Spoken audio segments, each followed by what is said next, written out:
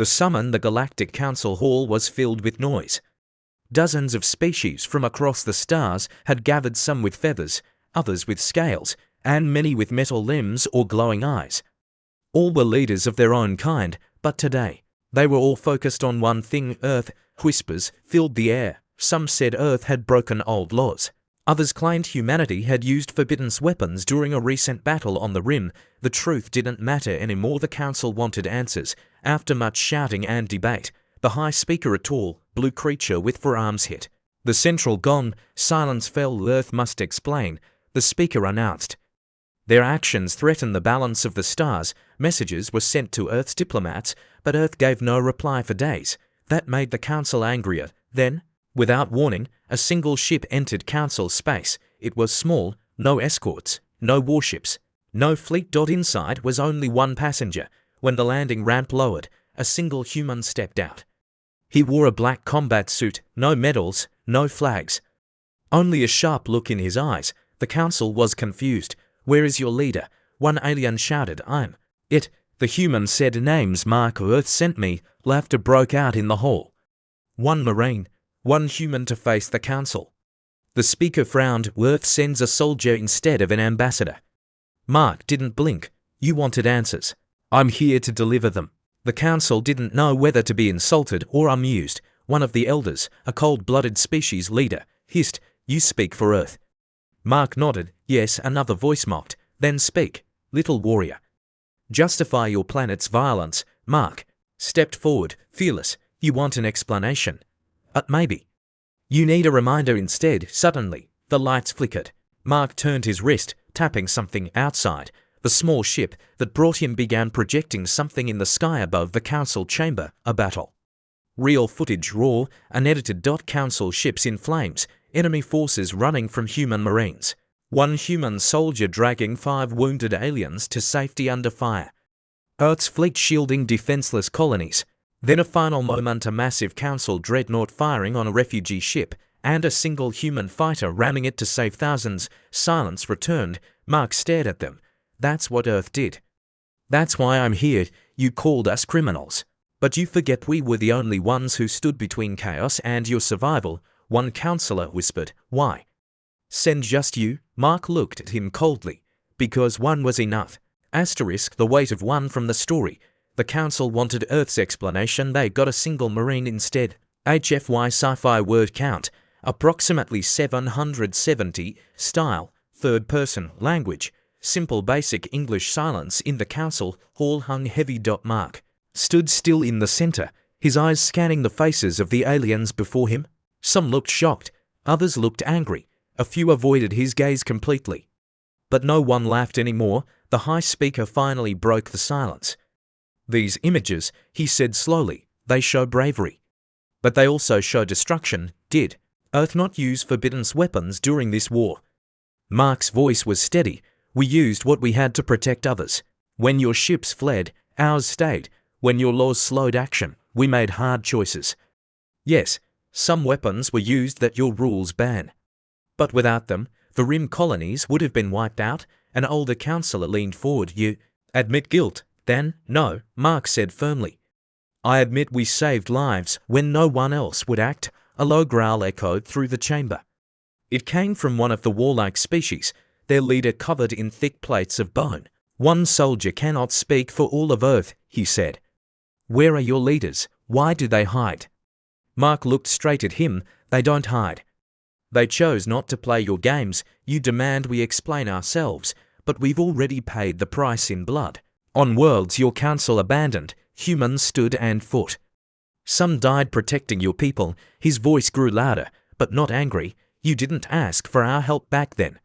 You ran, but now you want control. You want to blame Earth after we stopped what you couldn't." The counselor's eyes narrowed. "And if we declare Earth guilty, what will your people do then?" Mark stepped forward. "I'm just one Marine. But if you declare Earth guilty, know this: Earth won't beg. We won't bow. We'll walk away. We'll let you handle the next war alone." Murmurs spread across the room. The High Speaker lifted a hand, quieting them. "Earth's strength is clear, but your presence here still breaks protocol. You should not be speaking alone. Mark turned and gestured to the chamber's walls, where the battle footage still hovered above. You say I shouldn't be here, but maybe I'm the only one who should be? Because I was there, I fought, I bled, I saved your people. How many of you here have done the same? No one answered. He paused, letting the silence speak louder than any words. Finally, a small alien with soft fur and a calm voice asked, "What does Earth want?" Mark looked around. "We want peace, but real peace, not rules that stop action. Not councils that debate while people die. You say we're dangerous, maybe we are. But we're also the reason you still have a council." Another long pause followed. Then the High Speaker spoke again. "Return tomorrow. We will decide how to respond." Mark nodded once. "I'll be here." As he turned and walked out of the chamber, the entire hall stayed silent. They had called Earth to explain itself, but all they got was one Marine. And now they all felt it. That one was enough. Asterisk behind closed doors from the story. The Council wanted Earth's explanation. They got a single Marine instead. HFY Sci-Fi word count. Approximately 770. Style. Third person. Simple basic English. After the human left the hall, the giant chamber stayed silent. No one dared speak first. For the first time in a long while, the Galactic Council felt unsure. The High Speaker slowly rose. "Close the session. All high delegates meet in private." Guards moved swiftly, clearing the lower chambers. The great doors shut with a deep echo. Only the ruling members remained, now 33 leaders from across the stars. The High Speaker looked around the circle. "What just happened?" An old councillor, thin and wrapped in silk-like robes, spoke first. "He didn't threaten us directly, but I felt it. That human was a warning." A large armored being growled. "He was a soldier. What else did you expect? They breed them to be like that." "No," said a soft-voiced aquatic delegate, rippling in a floating chair. "He wasn't just a soldier. He was calm, measured, and he came alone." "That says more than 1,000 ships." Another snapped. "He admitted to breaking our laws." "He also showed us why." Someone replied. "Our laws slowed the response. The border systems would have fallen if not for Earth." The chamber grew louder. Some wanted to punish Earth, others wanted to honor it. A few wanted to forget the whole thing ever happened. The High Speaker raised all for hands. "Enough." Silence returned. "The question is not whether Earth is guilty," he said slowly. "The question is, can we afford to make Earth our enemy?" That silenced everyone again. An older reptilian councillor spoke next. "You saw the footage. Our ships retreated, human ships stayed. That soldier, they call him a Marine, risked his life for strangers. Are we prepared to judge that kind of courage?" The feline leader of a proud warrior race leaned forward. "My people value strength. I once believed humans were soft. I no longer believe that." That Marine, he carried the weight of a nation on his back without flinching. One of the youngest council members, from a newly joined species, asked, "Then what do we do?" "Let Earth go unpunished," the High Speaker answered. "We do what we must too.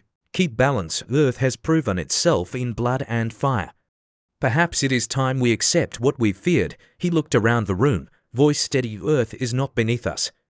Earth is beside us now." That statement shook the council more than any weapon could. Far away, Mark sat alone in a small guest chamber, staring out at the stars.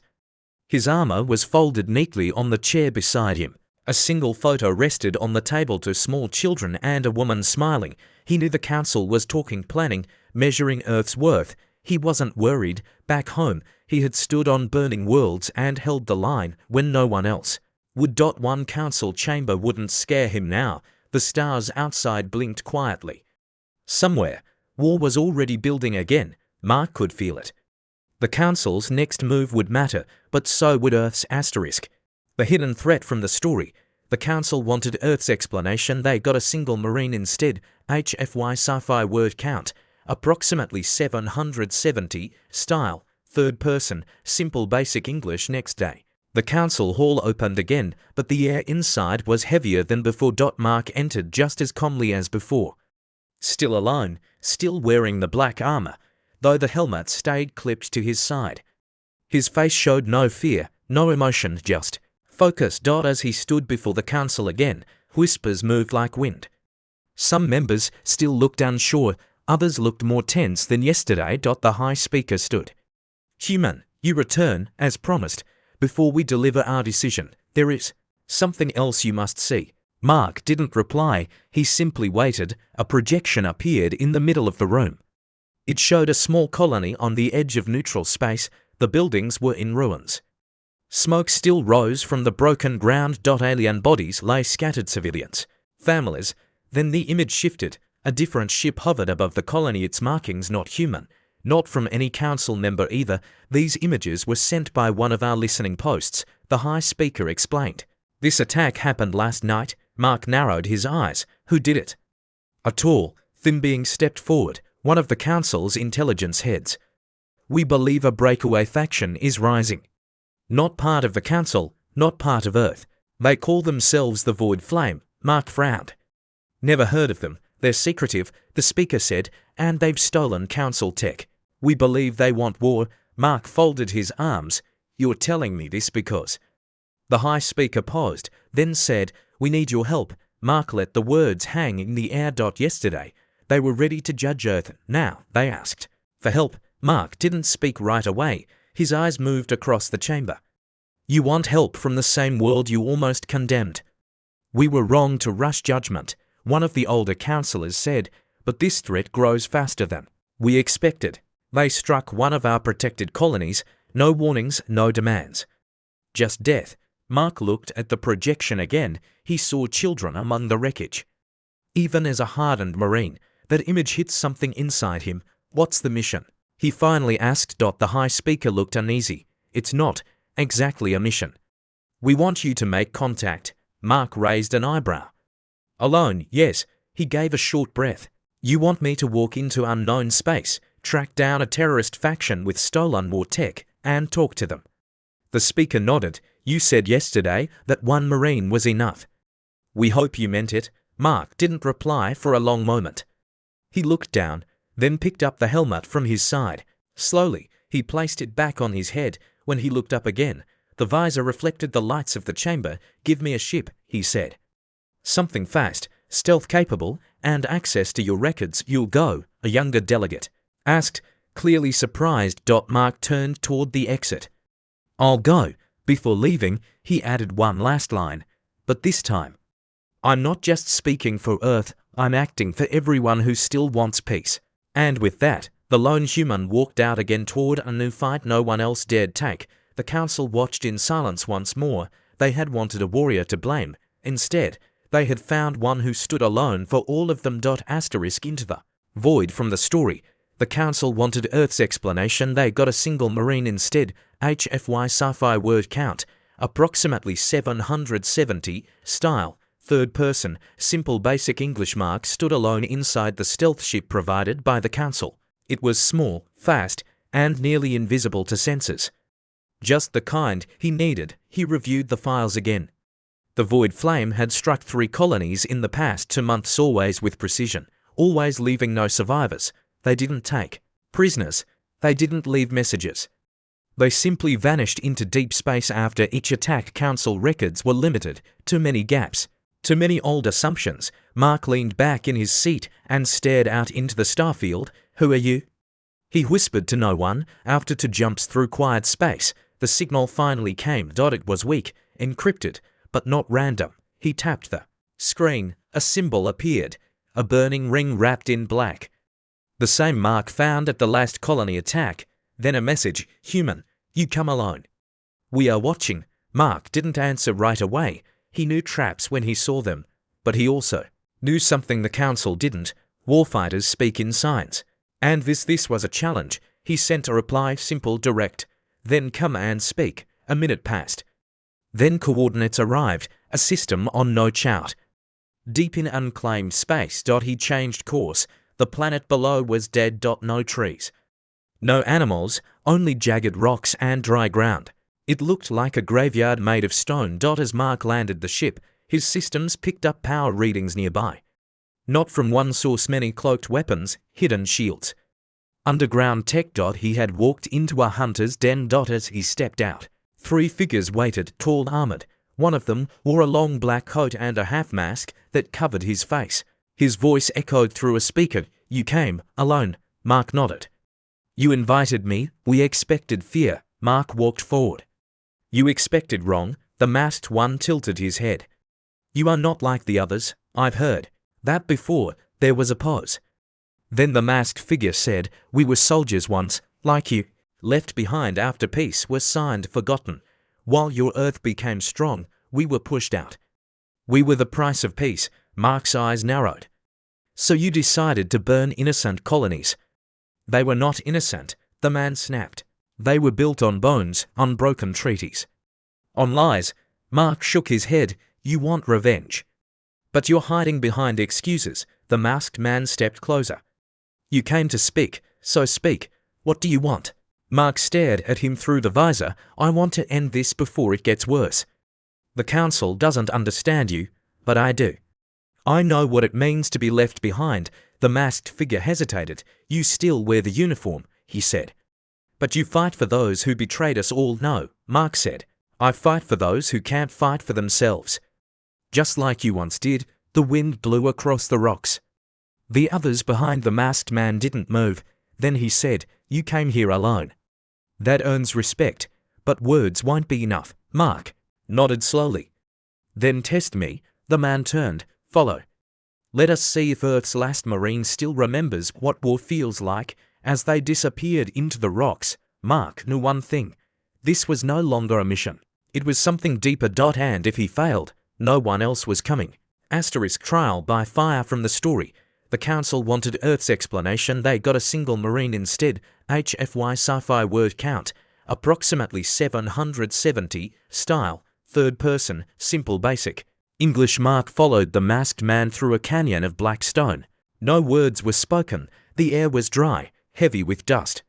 Hidden eyes watched from the shadows. Mark could feel them. Dozens of void flame fighters, waiting, judging. At the canyon's end, a metal gate opened into a vast underground arena. It wasn't a place of celebration. It was a test chamber, scarred, broken, and silent. This place had seen many fights. The masked leader turned. You wish to speak for Earth? You wish to stop us? Then prove you are worthy of being heard. Mark looked around. Let me guess, trial by combat, not combat, the man said. Survival. Two gates opened across the arena. From one side, a creature emerged, half machine, half beast. Its body was wrapped in armor. Its eyes glowed red. It growled like thunder. From the other side, drones floated in. Small, fast, armed with stunners and blades. Mark flexed his fingers. No weapons were given, just his fists, just his training. You want peace, the masked figure called out. Then earn the right to offer it. The creatures rushed forward. Mark moved fast. The drones struck first, zipping through the air, blades flashing. Mark rolled under the first, grabbed a chunk of broken metal from the ground, and threw it. One drone shattered in mid-air. Another dove in. Mark caught it with both hands, twisted hard, and crushed its wing. It spiraled down in sparks. Then the beast charged. Mark braced himself. It slammed into him like a truck, knocking him back against the wall. Pain shot through his ribs, but he didn't stop. He grabbed a fallen drone, yanked its energy core out, and tossed it into the beast's mouth just as it roared. The core exploded, small but enough. The beast stumbled. Mark leapt onto its back, pounding its armored spine until the plates cracked. Then he slid down its side and slammed his elbow into its control port. The creature dropped, twitching. Silence fell. Mark stood, covered in dirt, sweat, and small cuts. Breathing hard, the masked leader stepped down into the arena. Impressive. But many can fight. Few understand why they fight. I know why, Mark said through clenched teeth. Because someone has to protect those who can't protect themselves. That's what Earth taught me. The masked man looked at him for a long time. Then he turned to his followers. This one speaks truth. He bleeds with purpose. Another void flame fighter called out. He is still council aligned. How can we trust him? The masked man raised a hand. Because he came alone. Because he stood in fire and did not run. He looked back to Mark. You want to stop this war? Then you must understand something. He motioned to the wall. A new image appeared. Council ships, familiar ones. Except these weren't recent. These were the fleets that abandoned us. The masked man said. We were left behind.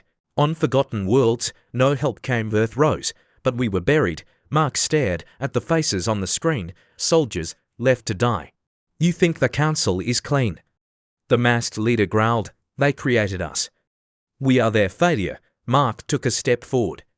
Then help me make them face it, not with bombs, but with truth. The leader was silent. His hand slowly lowered his mask. His face was scarred, human. Mark's eyes widened slightly.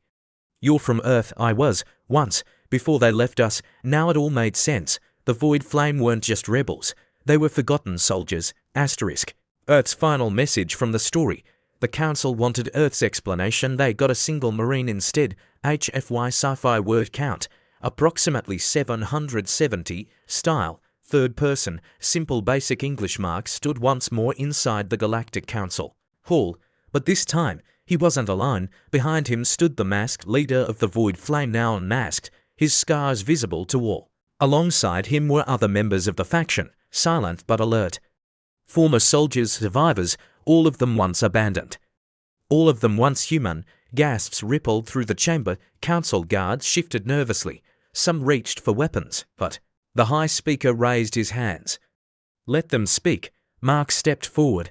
I came alone. You asked for answers. You demanded Earth explain itself, he said, his voice firm but calm. I gave you the truth. But now, there's something more you need to hear. He gestured to the man beside him. This is Commander Dane, born on Earth, left behind during the Shadow conflicts. His unit was declared lost, the Council knew. And did nothing. Murmurs spread. Council records had no mention of survivors. Dane stepped forward. We fought under your banners, he said coldly. But when the enemy swarmed, you pulled back. You left us on that planet to die. We didn't die. We became the Void Flame. A councillor shouted. You became terrorists. Dane didn't flinch. No, we became forgotten. Until now. Mark raised a hand to quiet the room. This war can still be stopped. The Void Flame doesn't want to destroy the galaxy. They want to be seen, acknowledged. They want justice for what was done to them. Not just by Earth but by this council, another councillor growled. And you expect us to forgive them. Mark's voice grew hard. You expect Earth to forgive you? That silenced the room. Mark stepped closer to the central platform. The council made mistakes. So did Earth. But if we keep this fight going, it'll burn everything you want. Order, peace, stability. He pointed to Dane. Then take the first step. Give them a voice. Let them speak here, not in the shadows, but as part of this council. The High Speaker studied them both. You ask much. I ask for truth. Mark said, and maybe ... a little honor. For a long moment, no one moved. Then, slowly, the High Speaker nodded. Commander Dane, you and your people will be granted protected status. You may present your case at the next session. The words fell like thunder. Dane's jaw tightened, but he gave a sharp nod. Accepted. Mark finally let out a slow breath. The mission was done. As the council moved to adjourn, the High Speaker called out again. Marine. Mark turned. You came alone. You faced us with nothing but truth, and you may have just prevented a war. Mark gave a short nod. That's what Earth trained me for, and now I go home. He turned to leave. One soldier, one voice.